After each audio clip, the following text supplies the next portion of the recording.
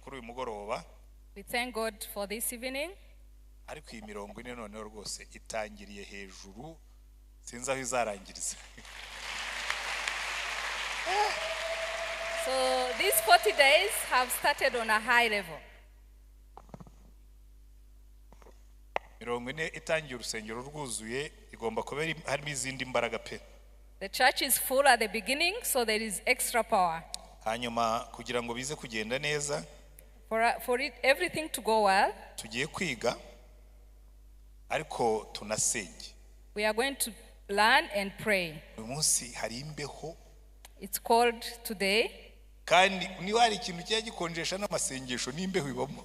And sometimes cold affects prayers as well. Hari igihe abantu bicara. Sometimes people sit. Kubera ko imbeho yabishe. And they sit down because they are feeling cold. Noneho buhoro buhoro ukagenda wumva akantu kameze nk'agashyuhe kaza, ukagenda wumva uhondobera ukaza kwisanga wasinziriye. And then slowly you get home and then eventually you fall asleep. Hanyuma ukagira ngo wari uri mu mwuka.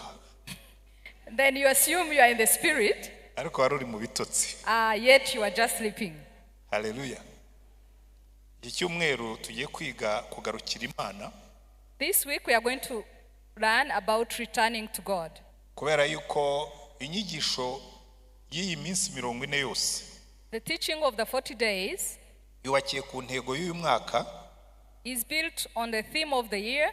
Ivuga ngo kubaho ubuzima buhesha Imana icyubahiro. Which says living a life that glorifies God. So iki cyumweru cya mbere turareba kugarukira Imana kugira ngo tuyiheshe icyubahiro. So this first week we are going to learn about returning to God to glorify him. Cyumweru cya kabiri tuzaba twiga gukura mu mwuka kugira ngo dushobore kubahisha Imana guhesha Imana icyubahiro. In the second week we will learn about growing spiritually in order to glorify God. Mu cyumweru cya gatatu tuziga kubaho nk'abana b'Imana, nk'abana bo mu bwami bw'Imana. In the third week we are going to learn about living as the children of the kingdom. Cyumweru cya kane tuziga kubahisha Imana imirimo yacu. In the fourth week we are going to learn about glorifying God with our actions. Cyumweru cya gatanu tuziga kubahisha Imana dutsinda ibitugerageza, ibishuko n'ibigeragezo. In the fifth week we are going to learn about glorifying God through victory over trials and temptations. Cyumweru cya gatandatu. In the sixth week, murabyibuka iteka ryose nicyo turangizamo. It's always the last week. Kizaba ari cyumweru cyera. It will be the Holy Week. Tuzaba twiga ku musaraba nk'isoko y'ubuzima bunesha bugahesha Imana icyubahiro. We'll be learning about the cross as the source of a victorious life that glorifies God. Uyu munsi rero tugiye kureba ubuzima bw'umuntu mbere yo kuva mu bwiza bw'Uwiteka. Today we are going to see man's life before he left God's glory. Uriya ikibazo gikomeye twagize mu myigishirize. The greatest issue we had in our teachings ni uburyo batubwiye ubutumwa butari ubw'ubwami bw'Imana. Is because we were given a gospel that does not talk about God's kingdom. Ubundi itorero iyo rikora rigana mu bwami bw'Imana. The church should be working towards God's kingdom. Hari ibintu rigomba gukora. There are things that must be done. Ni iby'Imana yakoze mbere yuko umuntu akora icyaha. There are also other things that God did before man sinned. Abakunda gusengera hano barabizi. Those who frequently attend this church, ko nibwira. I assume they know. Ariko reka mbisubiremo. Let me just repeat. Ubundi Bibiliya ukuntu iteye. The way the Bible is made, hari ibice bine byo muri Bibiliya aho ibintu biba bisa neza. There are 4 parts in the Bible where everything looks good. Igice cya mbere n'icya kabiri cy'itangiriro. The first and the second chapters of Genesis. N'igice cya 21 n'icya 22 cy'ibyahishuwe. And then the 21st and the 22nd chapters of Revelations. Ariko giye nkunda igice cya 21 n'icya 22 cy'ibyahishuwe. But I love the 21st and the 22nd chapters of Revelations. Kuko nubwo gisa n'igice cya mbere n'icya kabiri cy'itangiriro. Even though it resembles the first and the second chapters of Genesis. Mu gice cya mbere n'icya kabiri cy'itangiriro tuba turi mu cyaro cyo mu mirima. Muri Eden. In the first and second week of Genesis we are in the Garden of Eden. Cyaro. It's in the village. It's a countryside. Ariko mu gice cya 21 n'icya 22 cy'ibyahishuwe tuba turi mu mujyi. But in the 21st and 22nd chapters of Revelations, we are in town. Mu gice cya mbere n'icya kabiri cy'itangiriro tuba turi mu byondo. In the first and second weeks of Genesis, we are in mud. Mu gice cya 21 n'icya 22 cy'ibyahishuwe tuba tugenda ku mihanda y'izahabu. In the 21st and 22nd chapters of Revelations, we are walking on golden roads.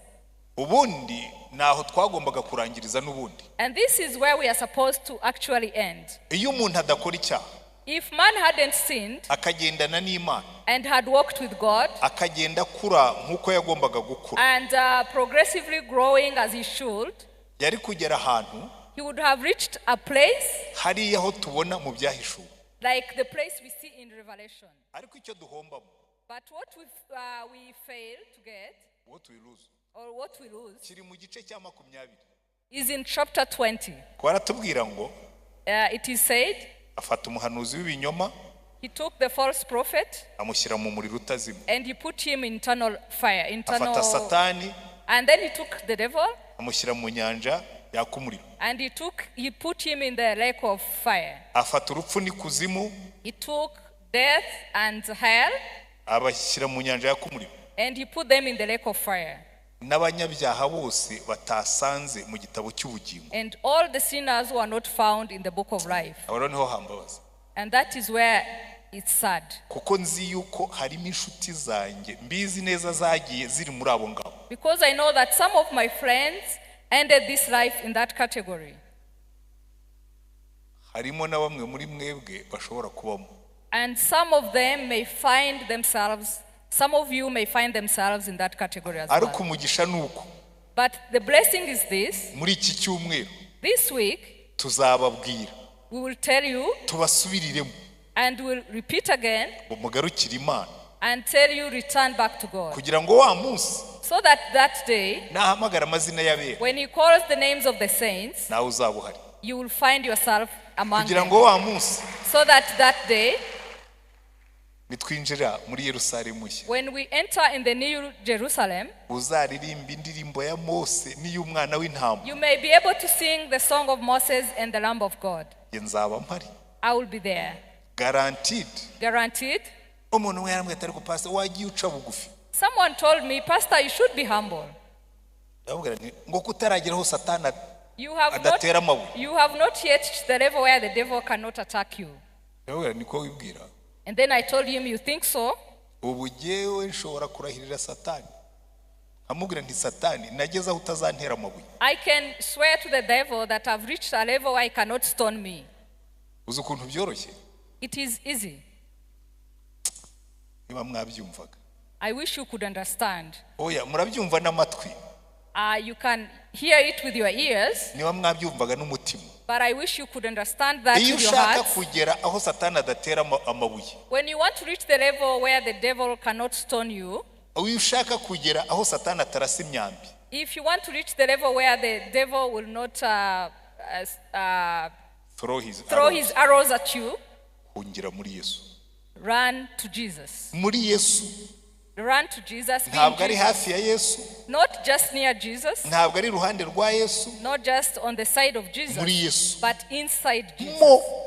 Inside. Hallelujah. Hallelujah. Birero umaze kubimenya. Once you've understood this, ari umuntu mwari ngo pastor ngugira ibintu by'amateori, ngugira ibintu by'amagambo. Ahubwo ngiye ntabwo ugira amateori. Someone told me, Pastor, you have a lot of theories. And I told him, I don't have theories. Yewe Yesu wanjye ntabwo ari teori. My Jesus is not a theory. Iyo mbwiye umuntu ngo sinshobora gusambana ntabwo ari teori. When I tell someone that I cannot fornicate, it's not a theory. Iyo mbwiye umuntu ngo sinshobora kwiba ntabwo ari teori. If I tell somebody I cannot steal, it's not a theory. Iyo mbwiye umuntu ngo sinshobora kugambanira umuntu ntabwo ari teori. If I tell someone that I cannot slender somebody, it's not a theory. Yesu. It is Jesus. Kubera ko hari ibintu ntakora nawe undeba. Because there are some things I can't do, even you yourself when you're looking at me. Hari ibintu ntakora kuko ngendana na Yesu. There are things I can't do because I walk with Jesus. Iyo tugiye kwiga muri iki. And this is what we are going to learn. Ariko reka tubanze dutangire turebe ubuzima mbere yuko ubuzima butakaza icyubahiro cy'Imana bwasaga bute. But let us first look at life before the glory of God was lost. kuko nituzabyumva. Then once we understand, nimubona kiriya giseke, you see that basket there? buri cyifuzo cyose ubona muri kiriya giseke, Every prayer item you see in that basket, ni icyifuzo cyo gusubiraho twari turi mbere y'uko umuntu akora icyaha. it relates to going back to the state we are in before man sinned. Reka dutangirire mu itangiriro, ni igice cya mbere n'icya kabiri nkuko nababwiye. So we start in Genesis chapter 1 and 2. Hanyuma ejo tuzafata igice cya gatatu. And then tomorrow we talk about chapter 3. Mu gice cya mbere baratubwira ngo mbere na mbere Imana. In the first chapter we are told, in the beginning there was God. Mbere na mbere Imana. In the beginning there was God. Yaremye ijuru n'isi. And he created heaven and earth. Ibindi bikurikiraho byose, everything that follows, bitegekwa n'uyu murongo, is governed by this verse. Kuko uwo waba uri we wese, because whoever you are, uri ku isi yaremwe n'Imana. You are on this earth which was created by God. Mbere na mbere Imana. So in the beginning there was God. Yaremye ijuru n'isi. And he created heaven and earth. Ikibazo dufite muri kino gihe, so the problem we have nowadays, uko Imana igenda iduha umugisha, the more God blesses us, uko Imana igenda itwongerera ubushobozi, the more God gives us power and abilities, uko Imana igenda itwongerera ubwenge, the more God gives us wisdom and knowledge, kwibagirwa yuko mbere na mbere Imana yaremye ijuru. we forget that God was there at the beginning. Noneho tugatangira kubwira abantu ngo ariko iyo Mana muvuga ngo iyo Mana ngo Imana ni ngombwa. And then we start questioning God. We are saying, is that God necessary? Imana ntabwo ari ngombwa. And we say God is not necessary. Ni nk'uwajya mu rugo rw'umuntu, It's like going in somebody's home, ukavuga ngo ariko ngo uyu witwa nyir'urugo, and then you say, is this person called the owner of the house? ngo hano ni kwa Eric, ngo kwa Eric, ngo kwa Eric, ngo Eric, ngo kukiteka ryose kwa Eric. Why do you keep mentioning that this is Eric's house? Niba uri mu nzu ya Eric ni kwa Eric. If you are in Eric's house, that is Eric's house. Nuyoboza uzayoboza inzira ijya kwa Eric. When you ask for directions, you'll ask about Eric's place. Niko senior pastor yitwa. That's the name of our senior pastor. Yitwa Eric. He's called Eric. So nuyoboza uzajya kwa Eric. So if you're asking for directions, you'll ask directions to Eric's house. Niba gutelefone, when they call you, batari kusiga yubaheye, and they ask, where have you been? uzavuga ngo mba kwa Eric. You say, I live at Eric's home. Aho ugiye hose, wherever you go, igihe cyose uzaba uri mu nzu ya Eric, as long as you are in his home, hari ibintu bizakwibutsa yuko uri kwa Eric. There is always going to be a reminder that you are in his Uzataha home. nijoro, when you go home late in the night, akubwira ati ariko kwa Eric si uko tubaho. He will tell you, this is not how we behave in this home. Ni Imana. So the same with God. Buri munsi twibutsa yuko hari uburyo tugomba kugenda. He always reminds us that there is a certain way in which we need to walk. Imana yaremye ijuru n'isi. Because in the beginning God created heaven and earth. Isi ni y'Imana. The earth belongs to God. N'ibirimo byose. And everything in it. Ubyemera utabyemera. Whether you like it or not. Kera, a long time ago, niwe wabinyibwiriye uwo ngiye kuvuga. The person I'm going to talk about is the one who told me this. Twari dufite umusenyeri witwa Sebununguri. So we had a bishop called Sebununguri. Noneho Sebununguri rero yagiraga ivuzivuzi. Sebununguri used to talk a lot. No, yakundaga ku challenginga. And he loved challenging people. Noneho rero aza gutongana na Kayibanda. So one day he disagreed with Kayibanda. Ko Sebununguri buriya mu bantu bazanya ibibanza byinshi muri Anglikani byabonetse mu gihe cya Sebununguri, niwe wabaye bishop wa mbere muri 1965.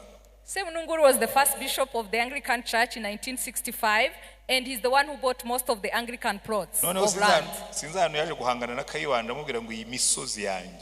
one day he had an argument with Kayibanda and he told him, these are my land.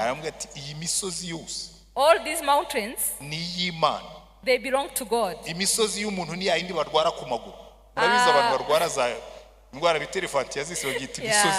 So the only mountains that belong to a human being are those ones called elephantiasis, that disease where the limbs are swollen. So he was telling him that nothing scares him. And he would never be scared by anything. So one day he even told Habyarimana, in the party that was on power that time, and he told him, Your Excellency the President,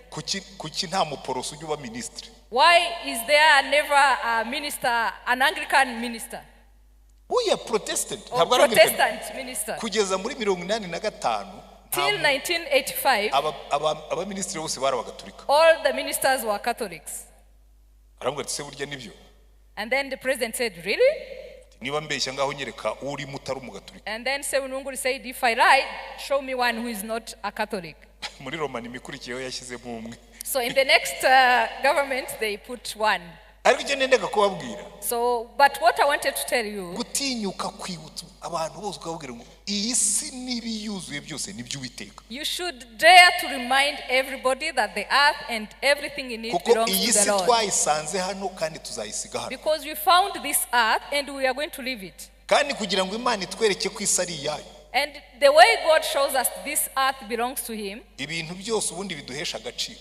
Everything that gives us glory, tubisiga hano ku isi. We leave them here on the earth. Ugende mu modoka nziza. Whether you drive a nice car, ntibazayiguhambamo. You are not going to be buried in that car. Uture mu nzu nziza. Whether you live in a nice house, ntuzayimanukana ikuzimu. You will not go down with that house.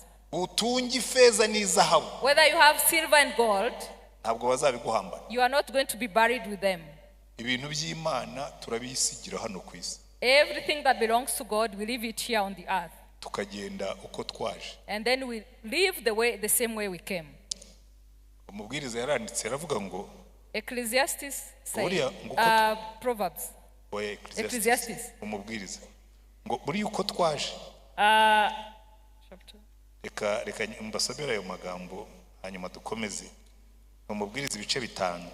Ecclesiastes chapter 5. Nyangana gato umubwiriza ibice bitanu murongo ruva rwa 14 kugeza ku wa 15 ibice bitanu murongo wa 14 n'uwa 10 ngo uko yavuye mu nda ya nyina ari umutumburi. Ecclesiastes chapter 5 verse 14. Uko yavuye mu nda ya nyina ari umutumbure azagenda atyo nkuko yaje ari ntacyo azajyana cy'ibyo yaruhiye. Everyone comes naked from their mother's womb, and as everyone comes, so they depart. They take nothing from their toil that they run carry in their hands. Uko wasohotse niko Yobu yavuze ngo navuye mu nda ya mama nambaye ubusa. So Job said, nzasubira mu nda y'isi ntacyo nambaye. Job said it, I came out of my mother's womb naked, I will return to the earth naked. Umwami wagira iki? One Greek king. One Greek king, agiye gupfa. When he was about to die, ati maze nimpfa. He said, once I die, serikeye yanjye. Let my coffin muzashyiremo imyobo ibiri mu mpande. Put 2 holes on the sides of my coffin. Ibiganza byanjye mubishyire hanze. And let my hands hang out of the holes. Kugira ngo abantu bamenye ko ibintu byanyu ntabyo njyanye. So that everyone would know that I'm carrying none of your wealth. Uko yavuye mu nda. So the same way he left his mother's womb. Ya nyina ari umutumbure. Is naked. Azagenda atyo ntacyo ajyanye. Is the same way he'll go back naked. Kuko isi n'ibiyuzuye n'ibyo Uwiteka. Because the earth and all that is in it belong to the Lord. Ibyo dutunze byose ni intizo. Everything that we own is the Lord's. Niyo mpamvu Imana ivuga ngo That's why God says, intwari ntizirata ubutwari bwayo. Let not the hero boast about his victory. Umutunzi ntakirata ubutunzi bwe. Let not the wealthy man boast of his wealth. Umunyabwenge ntakirata ubwenge bwe. Let that who is wise not boast of his wisdom. Uwirata wese. But whoever has to boast, yirate ko yamenye. Let them boast that they know the Lord. Akamenya ko ndi Imana igira neza. And that they know that I am a good God. Kandi igira imbabazi. And a merciful God. Hallelujah. Hallelujah. Mu gice cya mbere rero. So in the first chapter of Genesis, barabanza bakatubwira ngo mbere na mbere Imana. We are told in the beginning there was God. Kashatse nagarukiriza ahangaha. I could even stop here. Abaza ngo ariko iyo urebye mu buzima bwawe. And ask you, when you observe your life, Imana iri mu mwanya wayo. Does God have his place in your life? Kuko aya masengesho dusenga. Because these prayers that we make yagombye kuba ikibazo kuri benshi. Should be a question mark to many. umusaza umwe hirya aho twigaga ariko ntabwo ari ku ishuri ryacu yabaga. One of the old men in one of the schools where we were. In one of the parishes. In one of the parishes. Yarafite ubuhanga bwe bwihariye. He had his own particular type of knowledge. Noneho yarafite imbwa imwe ariko ikitwa imbwa ebyiri. He had one dog but it was named two dogs.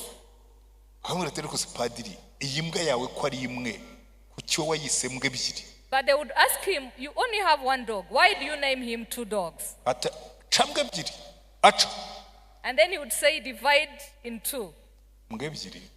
Two dogs. Kuki mbwa imwe yitwa mbwa ebyiri. So they would ask him, why is one dog named two dogs? And then he would say, in life, there are two dogs, two types of dog. One is the one who denies to the one who gave him. And the second one is the one who begs from someone that he refused to give something. So this basket, kirimo ibiganza byabambwe ebyiri bamwe na bamwe. In this basket there are hands of some of the people who are like two dogs. Umuntu Imana yaramusabye aranga. God begged you, asked you for something and you iramubyinirira arayinangirira. He begged and you refused. Hanyuma ibibazo bivutse ariko Mana ubu ngubu rwose. But once you encounter problems then you come back and ask of God. You are asking from somebody whom you denied something. Or you are denying to give something to someone who has helped you before. You have nothing that you have has not been given to you. Even if you are you beautiful?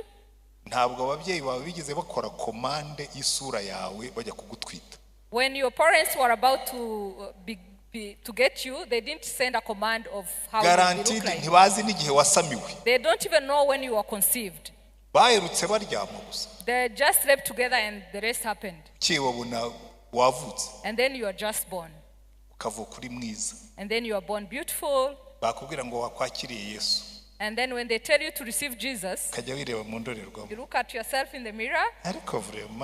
And then you are like, really? The way I look beautiful?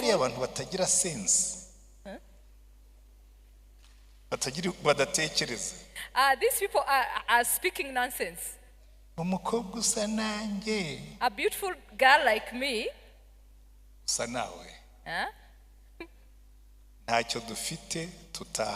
Everything that we have has been given to us. The wealth.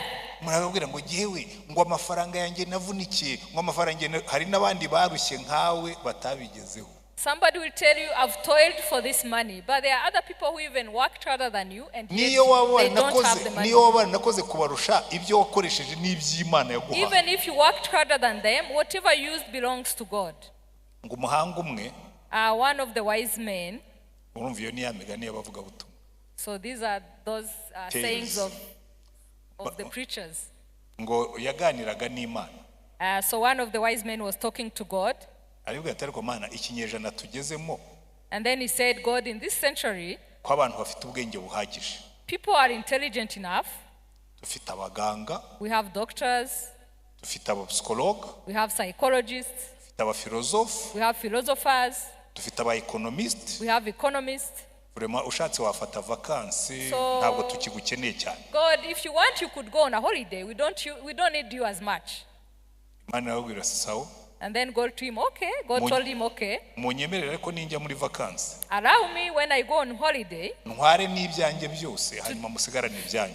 to take everything that belongs to me and then you remain with your things. And then he asked God, what will you take?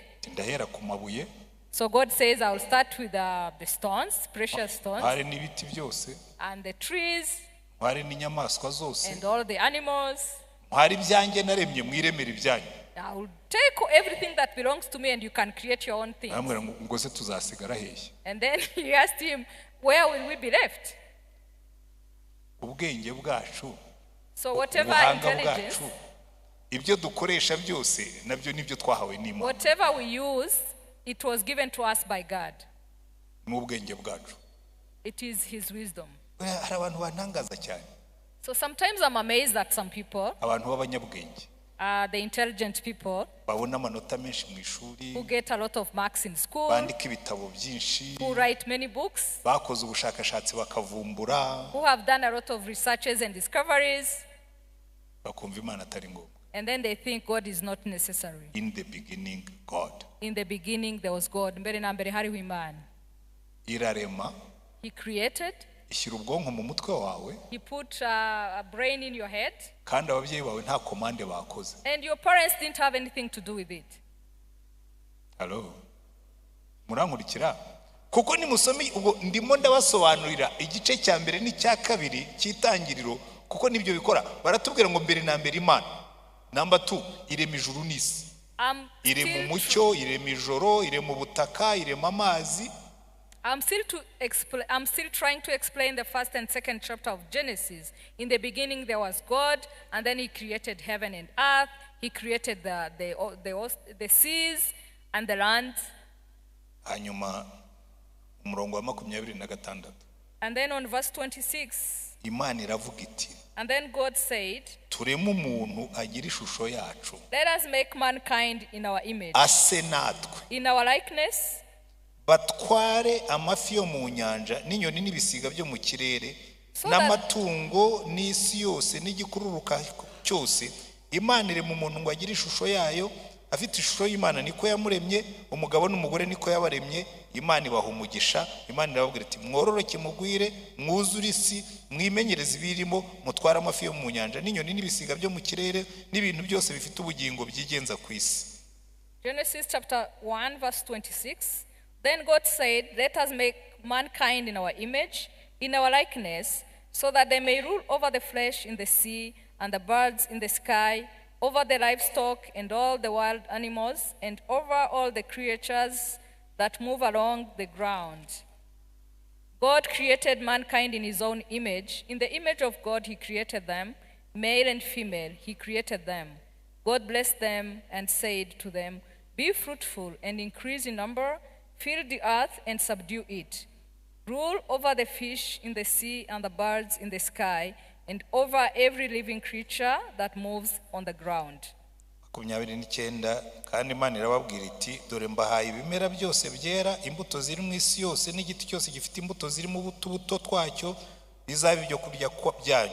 Kandi inyamaswa yose yo mu isi n'inyoni n'ibisiga byo mu kirere n'ikintu cyose gikururuka ku isi gifite ubugingo, mbihaye ibimera bibisi byose ngo bibe ibyo kurya byabyo. Biba bityo. Imana ireba ibyo yaremwe byose nuko byari byiza cyane. Buragoroba buracya, n'umunsi wa gatandatu. Then God said, I give you every seed-bearing plant on the face of the whole earth, and every tree that has fruit with seed in it. They'll be yours for food. And to all the beasts of the earth, and all the birds in the sky, and all the creatures that move along the ground, everything that has the breath of life in it, I give every green plant for food. And it was so. God saw all that he had made, and it was very good. And there was evening, and there was morning, the 6th day. Okay.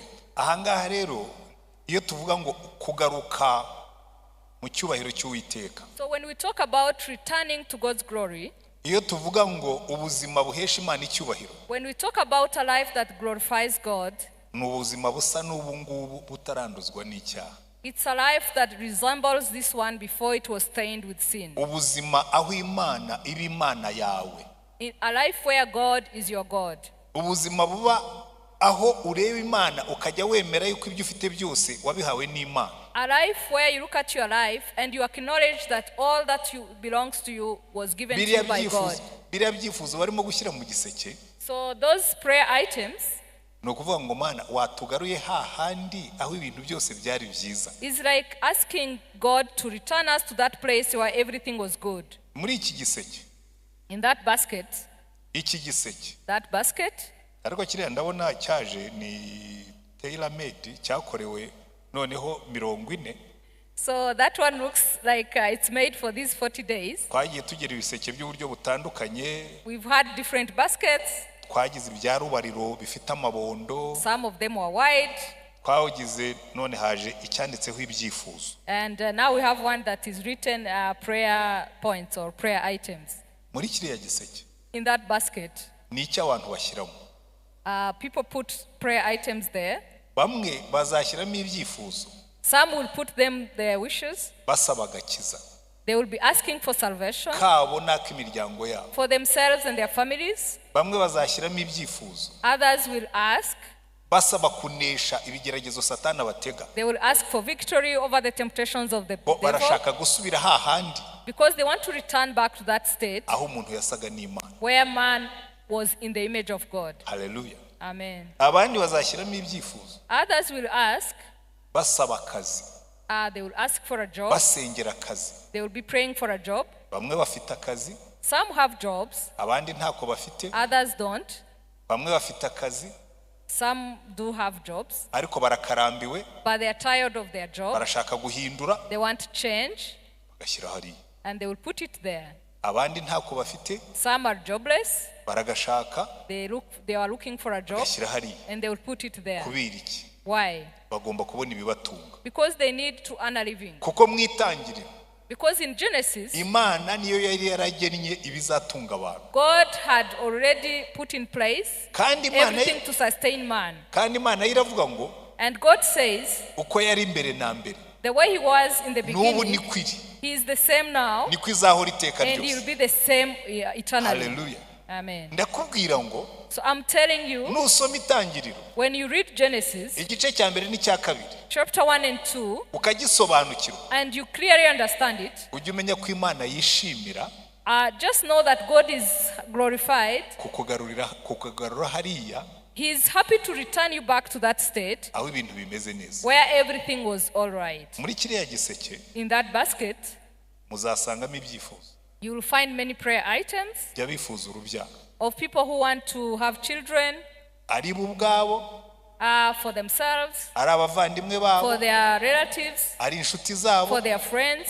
Kuko mwitangirira, because in the beginning, mbere yuko umuntu akora icyaha, before man sinned, Imana yari yaravuze ngo, God had said, mwororoke, mubyare mwororoke mugwiye. Multiply and fill the earth.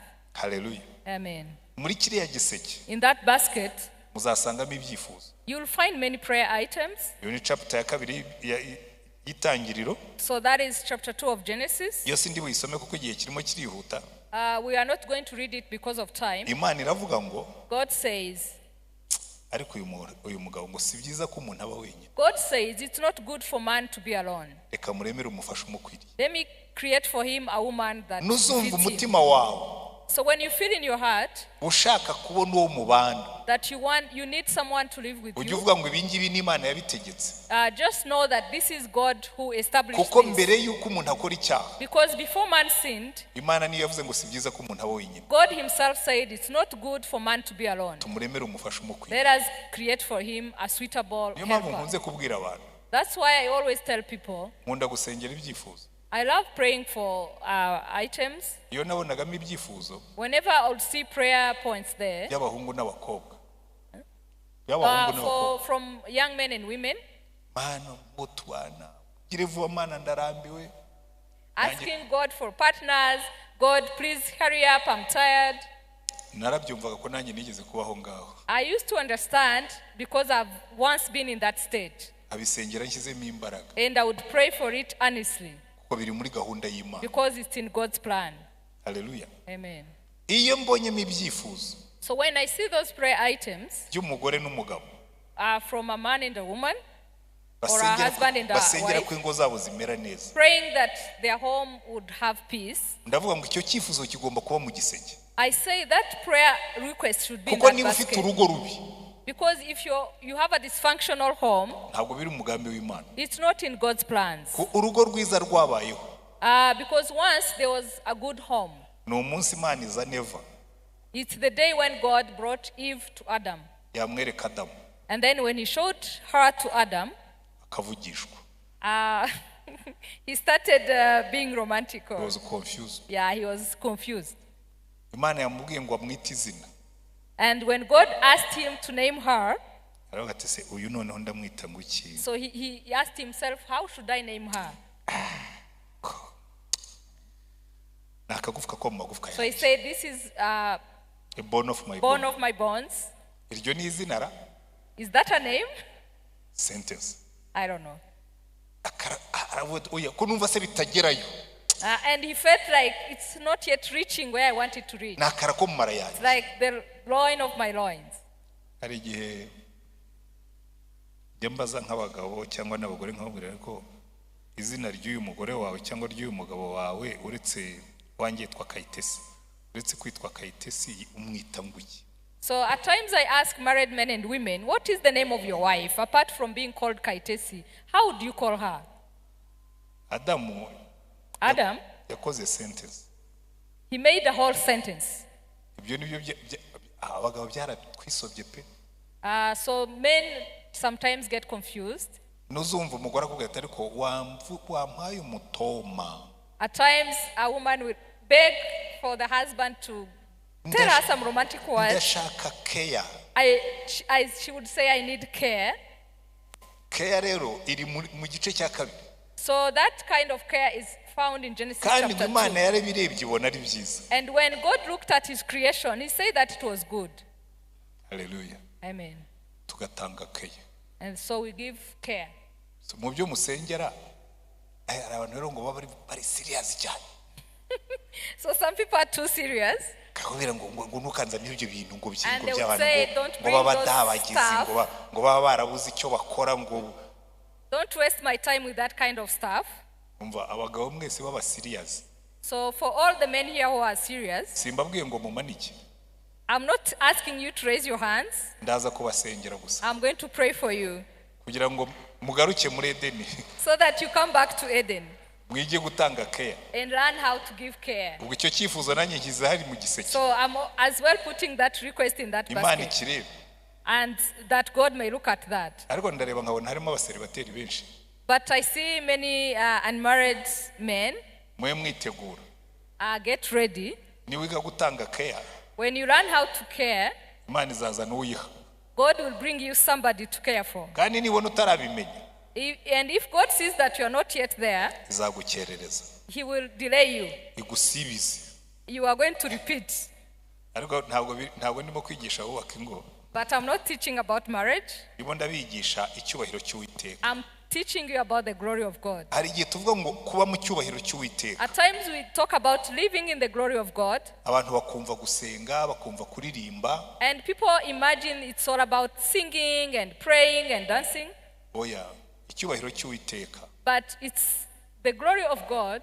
Mbere na mbere Imana. Is putting God first. Kubaho ubuzima Imana ari ifite umwanya wa mbere. Living a life where God takes the first place. Icyubahiro cy'Uwiteka. The glory of God. Nukubaho wowe ubwawe. Is living like yourself.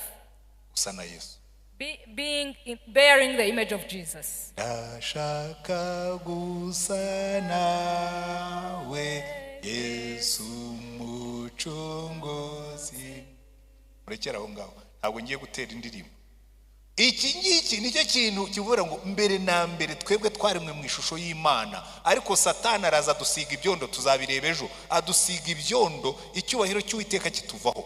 In the beginning we were all created in the image of God, but the devil put mud on us and the glory of God left us. Wowe urashyiramo ibyifuzo hano. You are putting your items there. Banza wibaze ikibazo. Ask yourself first. Bariko umwana ujya gusaba ibiryo umugore utari nyina. Kera iwacu babyitaga gushukura. Ask yourself what happens to a child who is begging for food from a woman who is not their mom. Hari abantu baza gushukura mu nzu y'Imana. So some people are like that child in the house of God. Imana yaraguhamagaye ngo umwana wayo. God has called you to be his child. Hanyuma uriyangira. And you refused. Ariko byagera muri 40. But when it's 40 days of prayer and fasting, reka njye gushukura. You say, okay, let me go and beg something. Ariko Imana yacu ibera nziza. But the beauty of our God, ariko n'ababyeyi niko bameraga. And it's the same with parents. Yarebaga umwana washukuye. A parent would look at that child who is begging. Akamugaburira. And they would feed them. Nukuri ndababwiza ukuri. I'm telling you the truth. Nudakijwe wicayemo hano. Even if you are sitting here and you're not saved, Imana izakugirira neza. God will still do good to you. Kubera yuko. Because iyo tuvuze dutya. When we say this, umuntu ashobora kuba ati buriya rero pastor aratubwiye ngo twebwe ngo ubwo tutarakizwa ngo ntitugomba gusenga. You may just think that I'm telling you not to pray because you are not yet saved. But God says, come back home. Come back home. Garuka mu rugo. Mugaruki muhira. Come back home. Kuko wa mwana w'ikirara. Because the prodigal son, yari iyo ngiyo. He was far away. Yarataye icyubahiro cya se. He had lost his father's glory. Yambaye imyenda icikaguritse. He was wearing tattered clothes. Kandi papa wari umukire. Yet his father was rich. Icyubahiro cya se cyaravuyeho. His father's glory had left him. Ari igitutsi mu izina rya se. He was an insult to the father's name. Ariko umunsi umwe aratekereza. But one day he thought, ubu se ninsubira mu rugo, what would happen if I go back home? Nzabwira papa. What would I tell my father? Ngo unyakire nk'umwana. Would I ask him to receive me again as his son? Atoya. And then he says no. Reka nsubireyo. Let me just go back and ask him, tell him even wherever I've been, I was just looking after pigs which are not even ours. Just make me a servant. Because I know at least here life is good. And then the father said no. Come back to chapter 1. Garuka muri chapitre ya mbere. Come back to chapter 1. Come back to your original image. Come back and be your original, the original you. Even if you're dirty, you're still my child. Because however you look, whatever sins you've committed, whatever sins you may be committing, you have been created in God's image. And God wants you. When the glory of God comes back, it always comes back with blessings.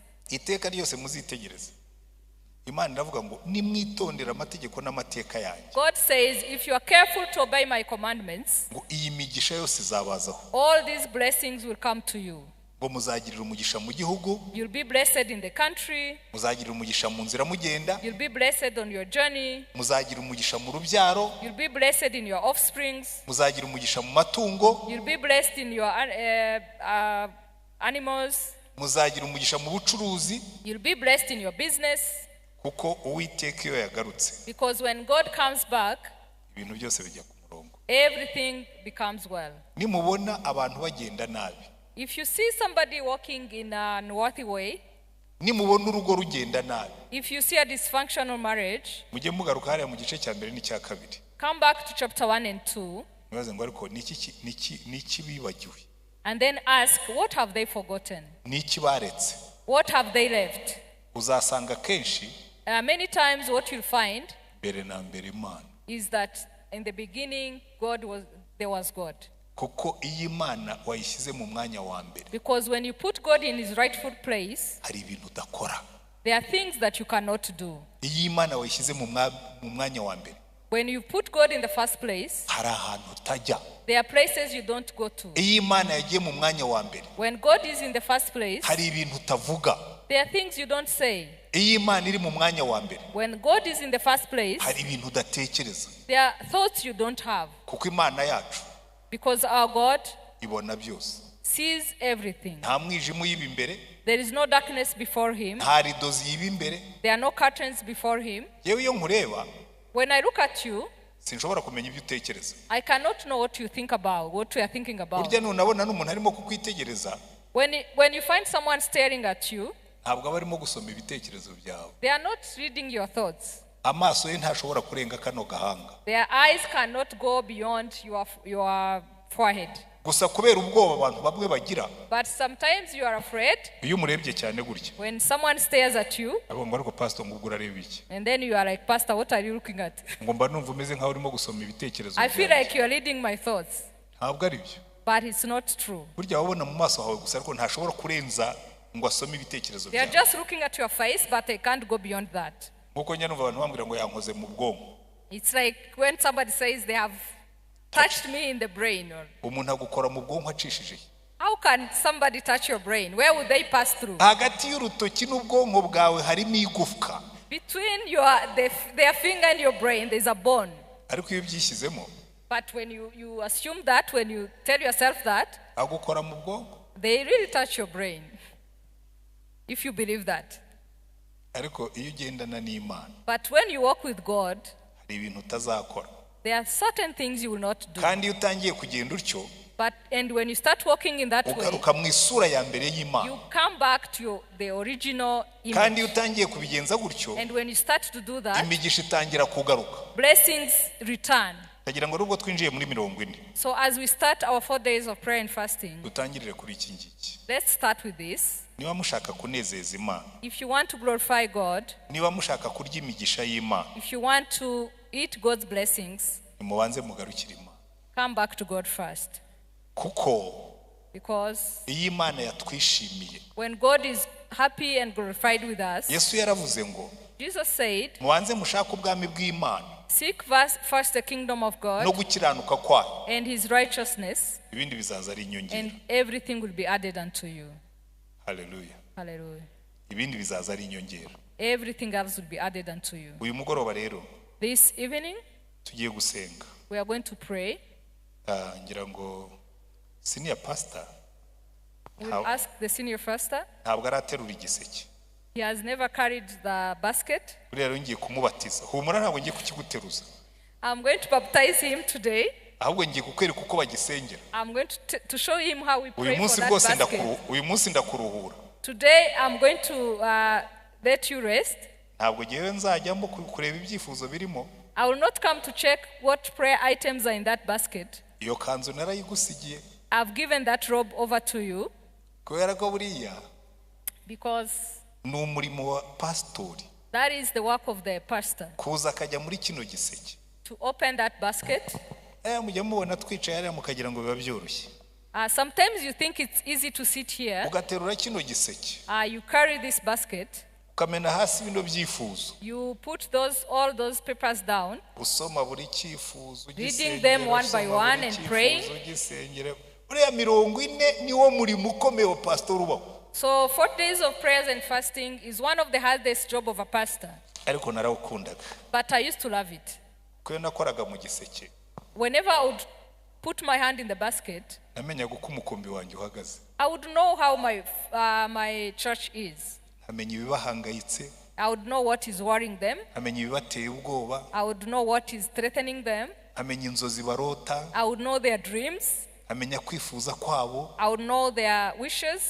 nkajya imbere y'Imana And then I would go nambaye before amazina yabo God, ku rutugu carrying their names.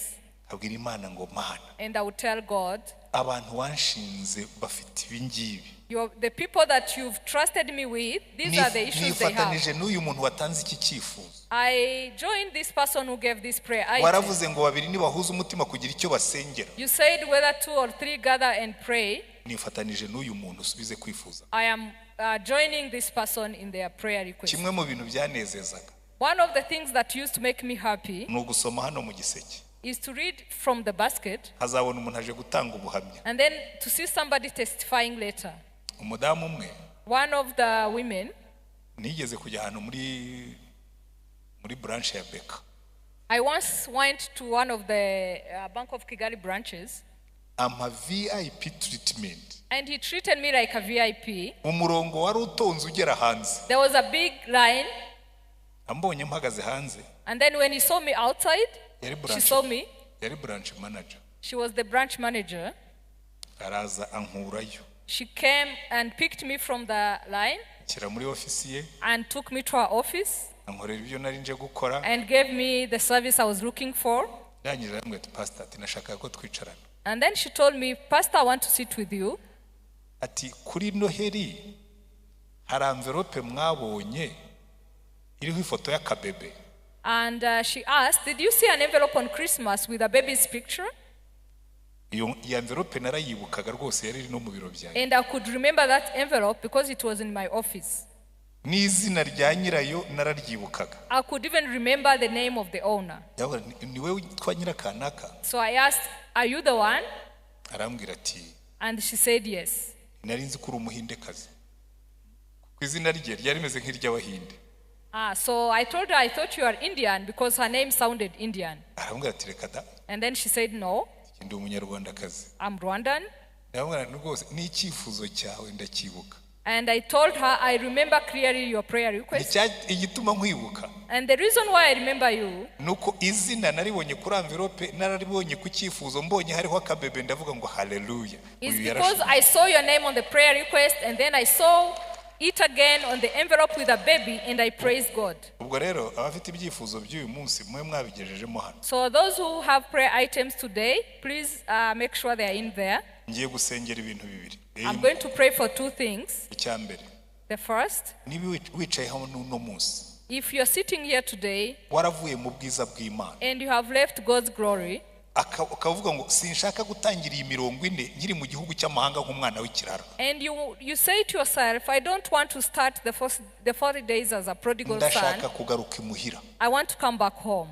Cyangwa se wagiyeyo kera ntiwari uzi ko wanagiye. But maybe you are not even aware that you left. Ariko uyu munsi wabyumvise urabisobanukirwa. But today you understood that. Urashaka kugaruka imuhira. You want to come back home. Amaboko ya Yesu aracyafunguye. Jesus' arms are still outstretched. Ahora hamagara. He's always calling. Ngo icyatumye nza hano ku isi.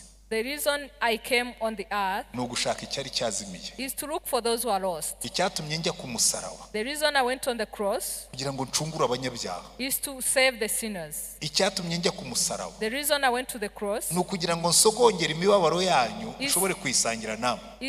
Is so that I could share your sufferings and your pain with you. Dutangiye 40. We are starting the 40 days. Wenda wicayemo hano. And if you're sitting here uremerewe n'ibyaha. And you feel burdened by sins, uyu niwo munsi wo kwegera Yesu. This is the day to come back to Jesus. Ugatangira 40. And then you can start the 40 days n'isura nshya. With a new image. Mu cyubahiro cy'Uwiteka. In the glory of God. Wenda ushobora kuba waje. Maybe you came today. Uremerewe n'ibibazo. And you're burdened with problems. And you're burdened with sorrows. Nicyo cyazanye Yesu. That is what brought Jesus. Yesaya aratubwira ngo Isaiah says ngo yishyizeho intimba zacu. He carried our burdens n'imibabaro yacu. And our sorrows. Kugira ngo ashobore kuturuhura. So that he can redeem us. Ntuzinjire muri 40. Don't enter the 4 days of prayer and fasting. Ukomeze gukorera imitwaro yawe. And continue to carry your burdens. Iyi 40. These 40 days. Wenda uyirimo. Maybe you are in the 40 days. Kuko hari ibibazo bikurushije imbaraga. Because there are some problems that are overburdening you. Ariko Yesu arakubwiye ngo. But Jesus is telling you. Abarushye n'abaremerewe. Those who are weary and tired. Muze munsange. Come to me. Niteguye kubaruhura. I'm ready to give you rest. Wenda wicayemo hano. Maybe you're sitting here. Ufite ibintu bikugoye. You have some problems. Ibyaha byakunaniye kubivamo. There are some sins that you cannot get rid of. Ufite depression. Mu kintu yaramwira ngo abantu bafite depression ngo bafite agahinda gasaze. Maybe you are depressed. Ababwira n'agahinda gasaze. And at times when people tell me that these days people are depressed, icyo cyazanye Yesu ku isi. I tell them that Jesus also came because of this depression. Bimubwire. Tell him. Azakuruhura. He will give you rest. Tugiye gusenga. We are going to pray. Turabanza dusengera abantu ku giti cyabo bicayemo hano. We are going to first pray for wumvise Imana ivugana nawe. Those who heard God's voice today. Wagiye gutangira 40. And you purpose to start these 40 days. Ibyo Imana yakubwiye aba ari byo usubiza. Answer what God has told you. Niba wumva umutima wawe. If you feel your heart kugira ngo uyu ni wo munsi. Telling you that this is the day. Wo kwakira Yesu. To receive Jesus. Umucunguzi. As your savior. N'umwami. And your king. Ukagaruka. And to come back to Eden. Zamura ikiganza. Raise your hand. Bwira Imana ngo Mana. And tell God. Hari abantu beza rwose. Gahita kizamuri. Raise your hand. Zamura ikiganza ubwira Imana ngo Mana. And tell God. Nsezeye ku byaha. I'm turning back from sins. Nabagamo. The sins I was living in. Bintandukanya nawe. Which separate me from you. Chimigozi. I'm cutting those ties. Badusengera abazamuye ibiganza. Turagushimye mwami wacu Yesu Kristo. Urebe ibiganza bizamutse kuri uyu munsi wa mbere. N'abantu bifuza kugaruka aho bahoze mbere cyangwa aho batigeze banagera. Uko bazamuye ibiganza ni wowe ikitumye bazamura ibiganza. Icyo nsengeye ni iki ngiki imigozi yose satani yarababohesheje mu izina rya mwami wacu Yesu Kristo. Mfasha ubutware waduhaye ku migozi yose iboshye ubuzima bwabo, ibibaboshye umutima, ibibasubiza mu byaha, ibibasubiza mu bwihebe, ibibasubiza mu gahinda gasaze mu izina rya mwami wacu Yesu Kristo. Iyi migozi yose ni icike. Iyi minsi 40 tugiye kumara mu masengesho izababera iminsi y'umugisha, izababera iminsi y'itangiriro ryiza, izababera iminsi yo kugendana nawe, izababera iminsi yo guhinduka, izababera iminsi y'umugisha. Wumve gusenga mbasengeye kuri uyu mwanya, ubejesha amaraso yawe, ubatwikire, ubeze, ubatunganye, nurangiza ubaho umugisha. Wandike mu gitabo cy'ubugingo bakomerezemo, kandi iminsi yose ujye ubahozaho amaso kugira ngo bagirire neza. Wumve gusenga dusenze kuri uyu mugoroba, komeza ugirire neza ubwoko bwawe mu izina rya mwami wacu Yesu Kristo. Amen. Tugiye rero gusengera iki giseke. Going to pray for this basket and the request in it. Umunsi wa mbere This is the first day. Abatarabishyiramo bazabishyiramo ejo, abarimo kubitanga babicaca wodeni mwe mwagize vuba. If you have not yet put it here, you can even do it tomorrow. Mwarangije?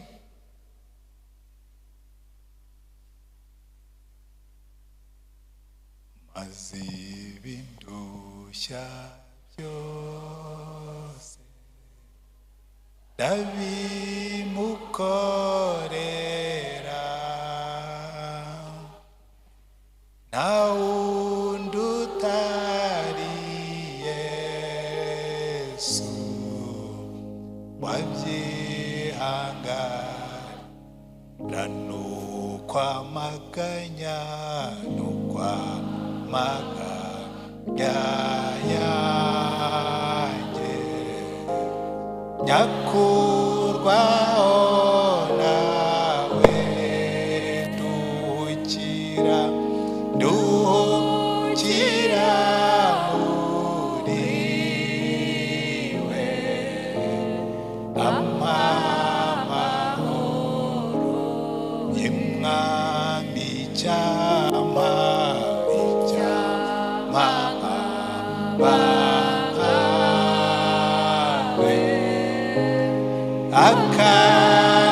akanineza ye n'imbabazi n'ubuntu n'ubugwaneza by'umwami icyama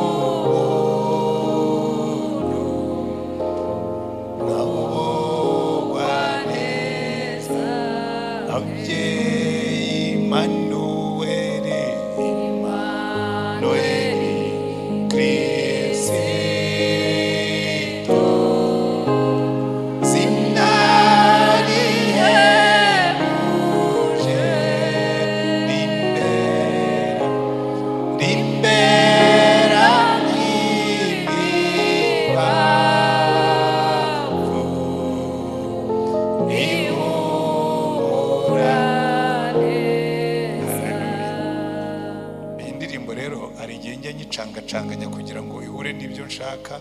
Hano kamwe ngo ariko indirimbo wayicuritse, ariko niko nyiririmbo. Mazamaganya yanjye nyakurwaho nawe, duhukira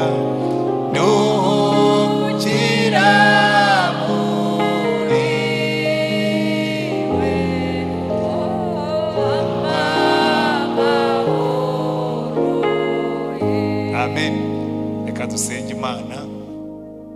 Ndagira ngo buri muntu wese washyize icyifuzo muri iki giseke abitekereze yumve ko duhuje umutima nawe, twifatanije nawe gusengera ibimuremereye byose, kandi yumve yegereye umwami Yesu abimubwire, hanyuma dusenge.